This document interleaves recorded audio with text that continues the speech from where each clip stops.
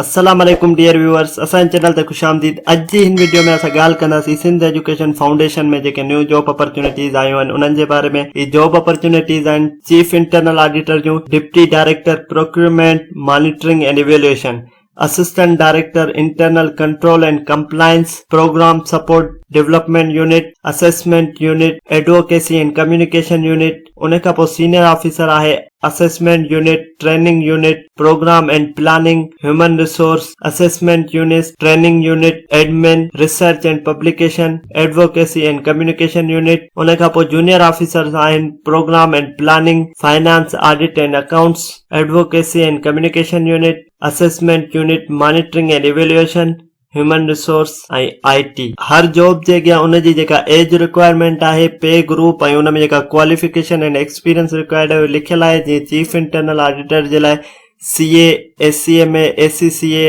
या master degree in finance हेक recognized university हुजे। उन खां अलावा 5 ईयर जो एक्सपीरियंस हुजे। ईअं डिप्टी डायरेक्टर जे लाइ master degree business administration supply chain management from हेक रिकॉग्नाइज्ड यूनिवर्सिटी ऐं उन में 5 ईयर जो पोस्ट क्वालिफिकेशन एक्सपीरियंस हुजे ऐं 3 साल जो पब्लिक सेक्टर ऑर्गेनाइजेशन में एक्सपीरियंस हुजे। ईअं ई ॿियनि जे अॻियां उन्हनि जी एज लिमिट वग़ैरह लिखियल आहे। हाणे इन्हनि में अप्लाई करण जे लाइ तव्हां www.fco.com.pk ते वञी 5 सेप्टेम्बर खां अॻु में सिर्फ़ ऑनलाइन अप्लाई कंदा।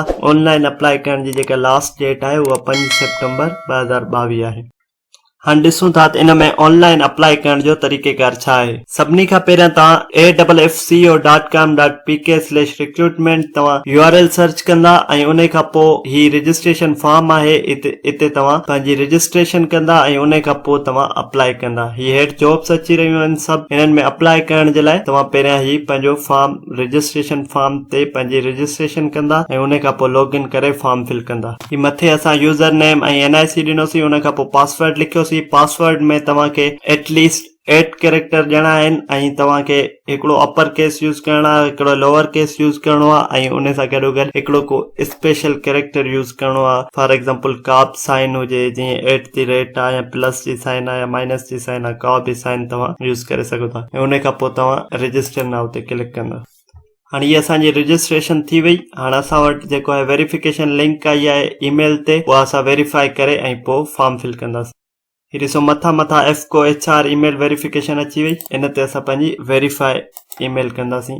हाणे असां पंहिंजो यूज़र नेम ऐं ID ॾिनीसीं। उन खां पोइ वरी असां वटि OTP जी मेल ईंदी, उहा असां OTP वेरीफाई कंदासीं। हिते OTP अची वई असां वटि, असां वेरीफाई कंदासीं OTP खे। उन खां पोइ हिते एग्जीक्यूटिव सर्च एंड सिलेक्शन ते क्लिक कंदासीं ऐं हीअ करंट जॉब्स जेके बि आहिनि जंहिंमें बि इन में अवां अप्लाई करणु चाहियो अप्लाई करे सघो था। जीअं अप्लाई ते क्लिक कयोसीं थी पूरो एप्लीकेशन फॉर्म आयो आहे। हीअ एप्लीकेशन फॉर्म फिल करे ऐं इन में अप्लाई करणो आहे। उमेद था कयूं तव्हांखे सम्झ में अची वियो हूंदो सिंध एजुकेशन फाउंडेशन में जेके न्यू जॉब अपॉर्चुनिटीज़ आयूं आहिनि इन्हनि में अप्लाई कीअं कजे। मज़ीद इंफॉर्मेटिव वीडियोज़ जे लाइ असांजे चैनल खे लाइक कयो, सब्सक्राइब कयो त जीअं असांजी ईंदड़ हर वीडियो मां ताईं पहुची सघे। अल्लाह हाफ़िज़।